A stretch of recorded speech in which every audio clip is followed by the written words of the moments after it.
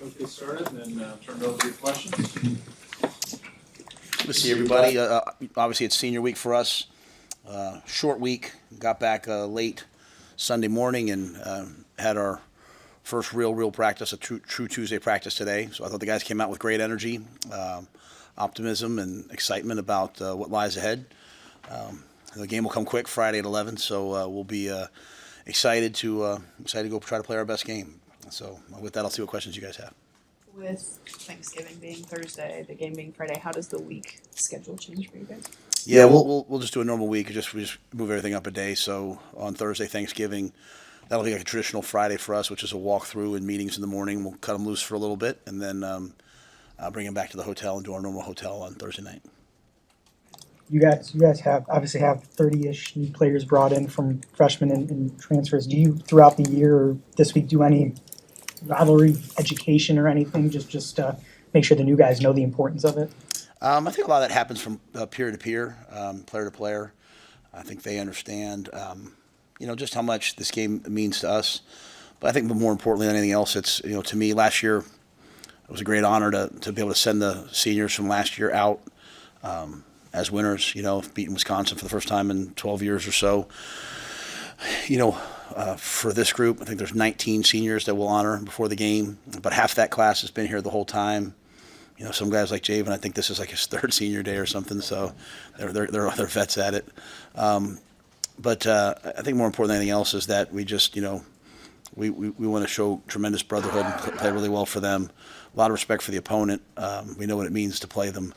But as much as anything else, it's us taking a step forward as a team and playing well for them. I think there's a sense of kind of bad blood between the two teams based on what happened last year, the results, and what happened before the game. And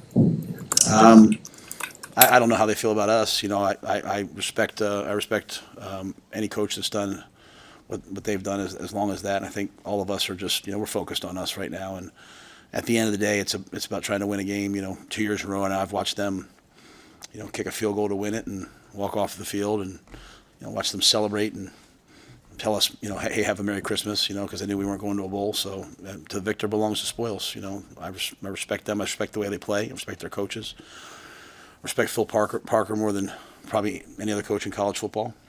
So there's no bad blood for me, at least. Why do you respect Parker that much? Because he's done it at a high level versus everybody for that long. The rules in football are designed to let the offense score points. In college football, you can block down the field, and you can't even play man to coverage anymore because you can blindside people, and you can blindside people that are playing man. You can't do any of that stuff in the NFL, and yet Phil Parker just continues to play dominant level defense. Just a lot of respect for him. How is the Iowa offense? Is there similarities to Penn State? How do those compare? Well, they're very different. Iowa's, obviously, they're going back to coaches, time as an offensive line coach, probably the premier one of the premier outside zone teams in football over the years. They've added a quarterback run element. I think it's the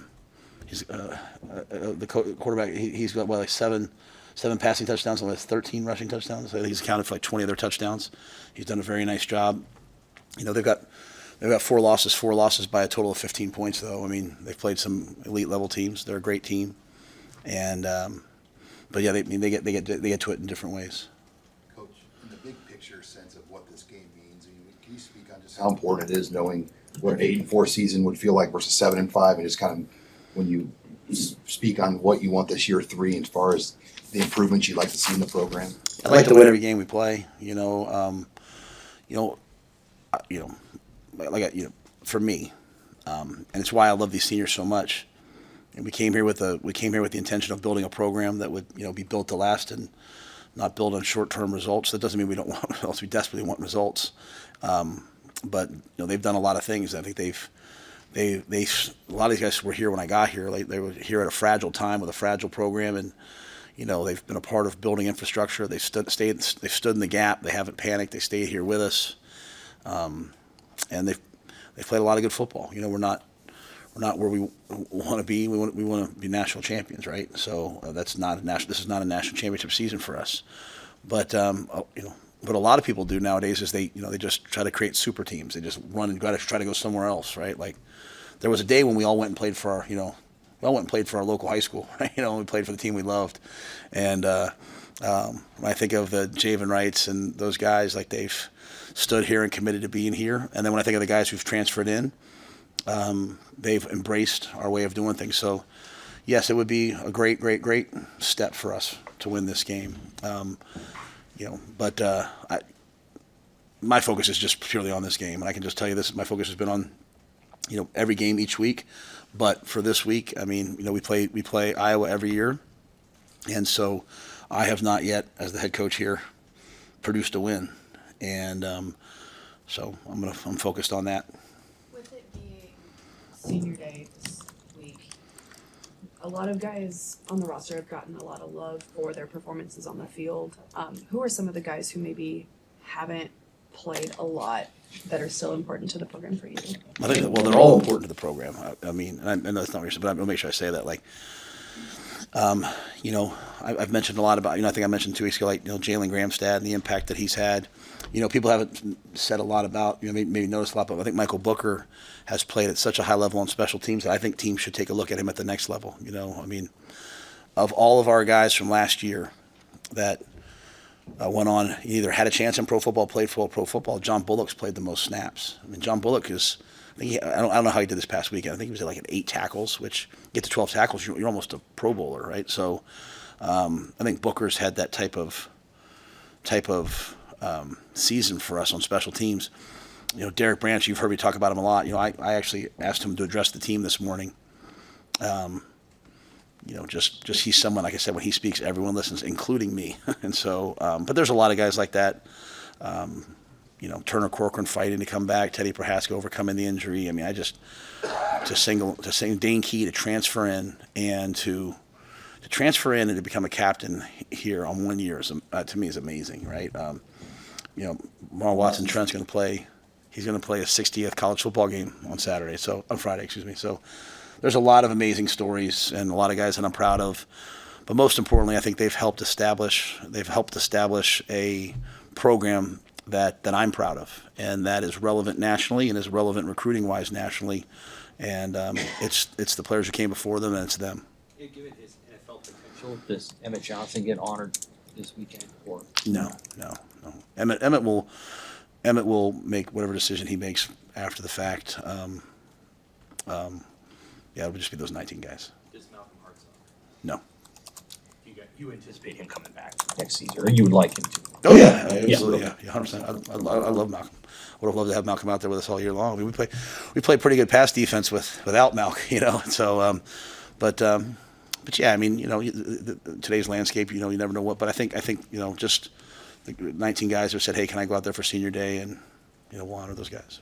Coach, I'm curious, with the new recruiting rule changes, do you like that you're not going to be on the road in December and the January 2nd portal date where you don't have to focus on all the recruiting and the portal stuff for once the Iowa game's over? Yeah, Nick Saban on College Game Day, I think this past week, talked about the craziness. And I can just tell you, if you were in the Big Ten meetings, I was one of those guys standing on the table for a May portal. I think like at some point, these kids need to go somewhere and get an education and finish out the academic year, and leaving, and now you got guys announcing that they will be in the portal. I mean, it's just just start something and finish something, right? Start about the coaching. Now you have mid-season coaching changes now as a result of this, and so Coach Saban said it so well, and I'm a proponent of what he said. So that being said, I do think it's great. Like it used to be, like we play this game and then we'd be on the road recruiting on Monday, and I don't know that if you can do justice to your team and bowl prep and all that while you're doing that.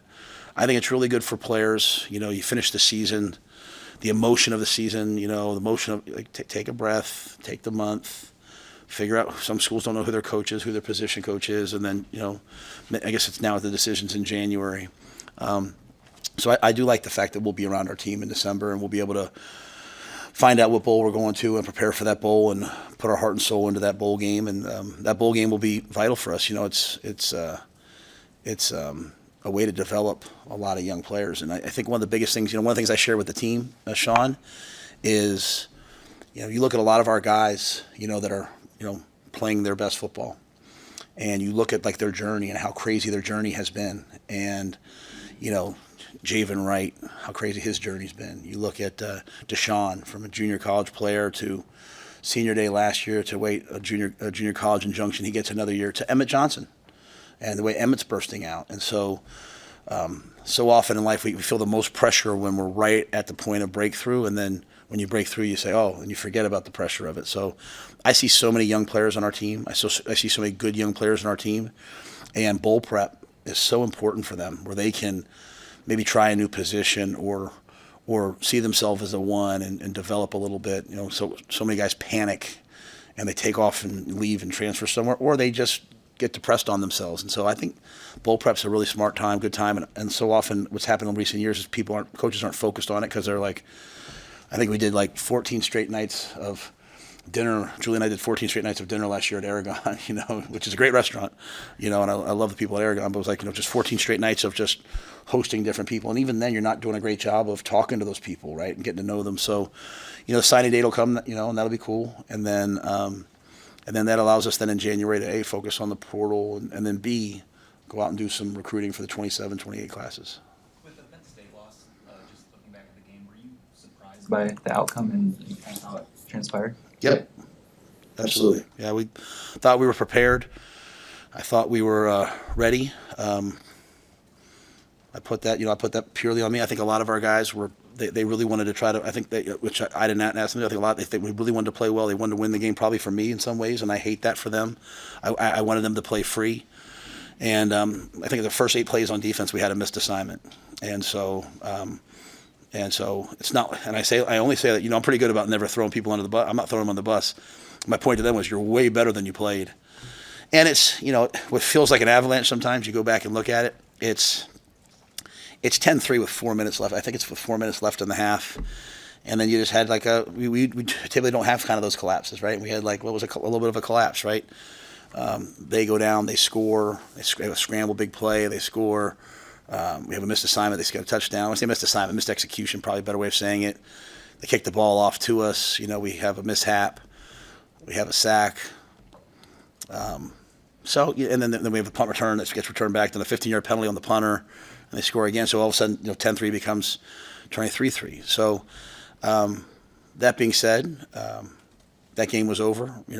I told the guys, when we get on the plane thinking about next Friday. And if you're not all in, get on bus 6 and go sit in the back of the plane. If you're all in, go back to your seat and move forward, and I'll put this L on my chest. So this game coming up this Friday means the world to us. It means the world to me. And so last week was disappointing, but it is what it is. I did have a question.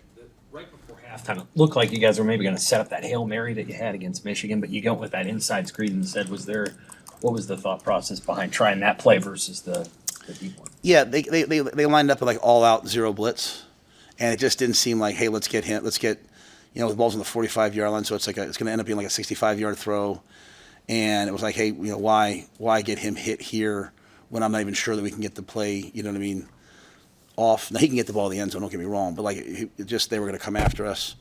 It was 4th down. We didn't want to punt it. They've got 3 block punts. So we just said, hey, let's put the ball in Jacory's hands. I remember way back when Lou Holtz years ago threw a tunnel screen in that same situation, got a block, and the guy went down and scored. So, but we had to run a play to get the clock to go to zeros. And as you saw with that, if they were going to come try to block it, they were going to try to beat us. So they were going to come after us. So, but yeah, it was just that. What stood out about TJ and how he takes teaching moments from these games, and also the challenge specifically for a quarterback against Phil Parker's defense? Well, I mean, this is the one defense in the Big Ten that holds everyone under their scoring average, consistently. There's not a lot of there's not a lot of relief. There's no mercy. They're doubling people. They're playing 2-man. They're challenging you. They got a great defensive line. There's a lot of things there. I thought, you go to Beaver Stadium, you're in silent cadence. That's hard for a quarterback. All his motion shifts. Mentally, I thought he was elite. He didn't make the catastrophic mistake. Even on the sack at the 1-yard line, I think I said to you guys the other day, that ball doesn't hit the ground. We're still able to punt it away. He moved the offense. We just didn't score enough touchdowns in the red zones. And once we got behind, then not collecting points and kicking field goals. You're having to go for it. But I think the biggest thing was like he was trying to run guys over, and I think his teammates saw that for a young guy, and he wasn't intimidated. He wasn't 33. He's a great player for Penn State. Came off the edge, he made a miss and ran for a touchdown. So every day that TJ gets is another day for him to grow, and I think he grew in that game. I think his teammates saw that when bad things happened, he didn't let it affect him. He just wanted to keep playing. And he wanted to play to the very end of the game. I mean, I'd say the same thing about Ja'Cory Barney. The guy had 5 catches. He had returned punts. He returned kicks. He made a tackle on the fake punt. There's a lot of guys out there like Sierra Wright played to the end of the game. So you can't control the score. You can't control what you look like on tape. And I thought TJ did that to the best of his ability. And I'm excited for him. This will be his first start in Memorial Stadium when you think about it. And so, but yeah, it'll be a tremendous challenge. And but I just know after seeing him in last week's game, he'll be excited for it. Week. Do you take anything that you learned from maybe the Minnesota week to apply to this, whether it's structurally with practice or messaging or anything like that? Yeah, we're practicing a little bit differently in that, plus it's an 11 o'clock game this week, so that's certainly different. But we just, we had to just kind of accelerate our process a little bit this week. And so we had the bye week 2 weeks ago. We spent a couple of days in Iowa as coaches to get ahead. But, I don't think we lost to Minnesota because of the schedule. And I'm the first person to always be hard on myself. I think I've talked a lot about, just sort of what I think we did wrong there. And also I think Minnesota's a good team. But I think for us this week, the guys, they knew they got back. That's why I was probably short with you guys in the press conference, not in a disrespectful way. Hopefully I was like, let's get on this plane and get home. We got home. Said we're going to get home at 3. We got home at 2. That's an extra hour. Go to bed. I don't know how many of our guys are in bed by 2 after a game anyway. So it was kind of a little bit better, and then they'll just have to grind through this week. And the messaging doesn't change a lot for us each week. I always encourage them to prepare at the highest level they can, get to the game and attack and play as a team. And even in the midst of a bad loss like last week, I thought they certainly played as a team. Like I think I said after the game, no one was throwing helmets, pointing fingers, any of that stuff. And so that allows us this week to enter there and go out there and try to celebrate each other. How do you approach special teams preparations this week when they have such a dangerous return? Yeah, that's why we hired. I told this. Why we hired Eck. I mean, when I interviewed Eck, I didn't interview him talking about what does so and so do. I mean, LeVar Woods is a great special teams coordinator at Iowa. I interviewed LeVar Woods in the National Football League. That's how good of a coach he is. And so, 21's an amazing player. He's ridiculously fast, and that's the one thing that you see. Obviously, we've played against him before, but you see against Michigan State, he's fearless and he's fast.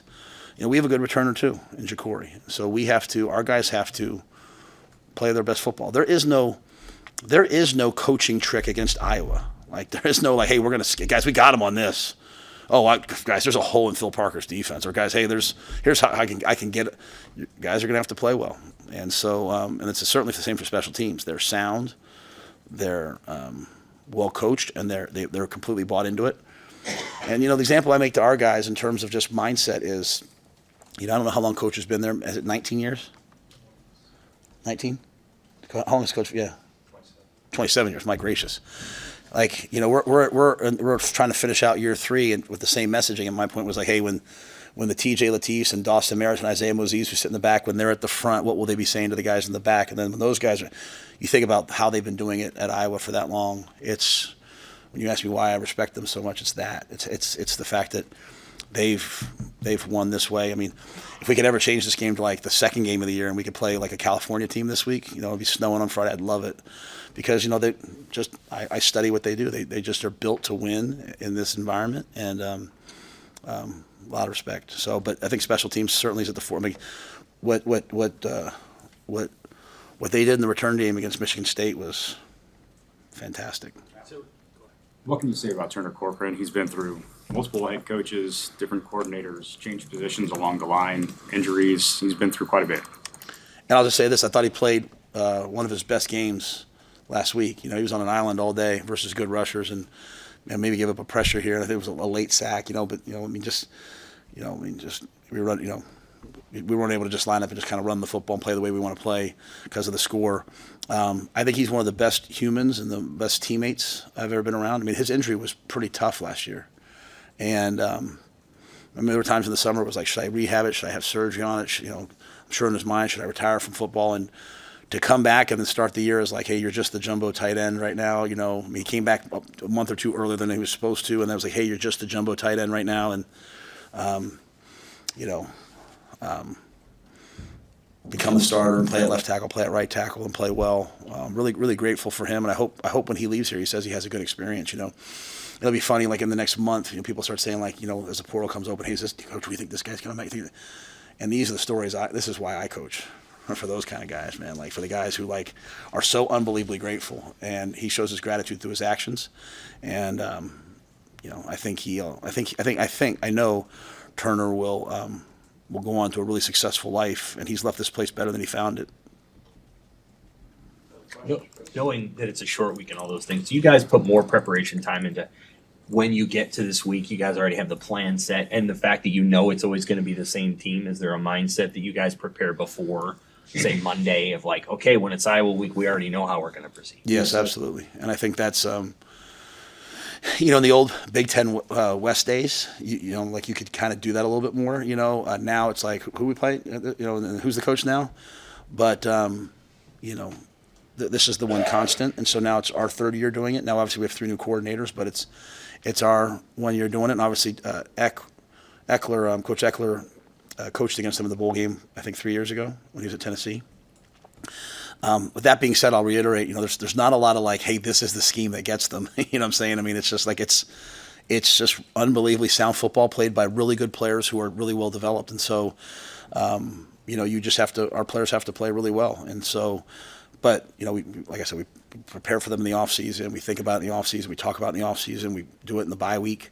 It has to come to fruition on Friday, but it's our players. Our players this Friday, they have to do it. And I told them, I said, I can't do it for you. I don't have like a secret code versus these guys. You're going to have to go out and you're going to have to play well, and it's on them. And that's how they should want it. There's probably 140 plays in that game last year. I'd estimate you guys probably won 120 of them, and they still found a way to win the game. Is limiting that one big play that Iowa can make kind of a key to try? Yeah, but I would say, I think the one thing is that the way they've designed themselves is that they're like, I think one of their superpowers is that they're so comfortable in the close games. And I think historically, our team, now I don't think it's that way anymore, but our team has been uncomfortable in close games. Whereas we're all sitting on the edge of our seats like, when's it? They're ready to go play. And then, then the quarterback pulls the ball against Penn State and runs for a touchdown, and they win the game. So they're designed, right? Like they're designed to win the fourth quarter. The coach takes the ball so he can have the win in the fourth quarter. They're going to run the football. They're going to milk the clock. They're going to punt the ball in 4th and 1. They're going to do all these things because they want to win the war of attrition and beat you in the fourth quarter. And so, every day that nothing we do today is going to matter on Friday as much as like every day that we've lifted, every day that we've eaten, trying to go from a bad football program to a program that can compete against them is important. And then you have to go make plays. I mean, last year they threw the ball on a swing screen, 3 blockers out there, and 5 guys missed the tackle, and he ran for a touchdown. And that's one play. And then the defense was probably frustrated. And offensively, you have a couple, you have a couple opportunities to score touchdowns, and you got to score them. So, and that, again, that's why I'm excited for our guys, because the one thing I've always wanted our guys to understand is that they control winning. Like even my point this week, all the questions I get asked are like, are we playing too much 3 down or 4 down or 5? And my point is like, to our guys is like, look at the tape, guys. What does it say? It says, well, did you do what you're supposed to? No, you didn't do it. I need 11 guys to do their job, get off blocks and make tackles. I don't care what the defense is. We're top 25 in defense at Temple in a 4 down. We were top 25 in Baylor playing 3 down. We were top 5 in the NFL playing 5 down. Like, it doesn't matter. Good players make plays, and so I want our guys to feel. And that's not like it's on you in a bad way. I want them to feel like, hey, it's on me, and I'm going to go make the plays. And so I thought we were a little tight last week, as I said, and we were probably tight the first 2 years, at least 2 years ago. And I want us to go play free, and I have the utmost respect for them. But they will be free because this is how they play, and it's what we've been trying to build to, and so we'll see where we're at. To Sean's point, if we were to win the football game on Friday, it'd be a heck of a step for us. But no matter what, we know where we're headed and what direction we're going, and it's time for us to go out and make the plays to win this game versus Iowa.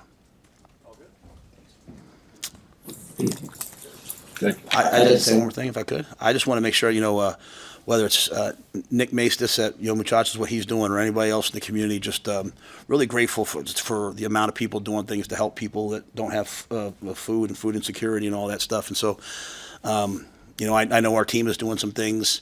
I know Julie and I are doing some things, and we're not going to make it real public because it's like what is me, but I just think there's some really cool people in the Lincoln and Omaha communities and in small towns that are helping other people. And so, I went over and filmed something with Nick the other day for the podcast. I don't follow the podcast too much because I'm busy, but I don't know if it's been released or not. But like literally, he's feeding people, and as we're filming and on a closed day, there's people with like kids coming up and it's closed trying to get something to eat. And so, I've encouraged our team. Like I said, it doesn't have to be something big, but just go feed one person. And I think that's way bigger than football. So congratulations to the state championship teams that are out here tonight. And my hometown of Waverly's in it tonight, though I'm not rooting for them because I don't want to root against anybody, but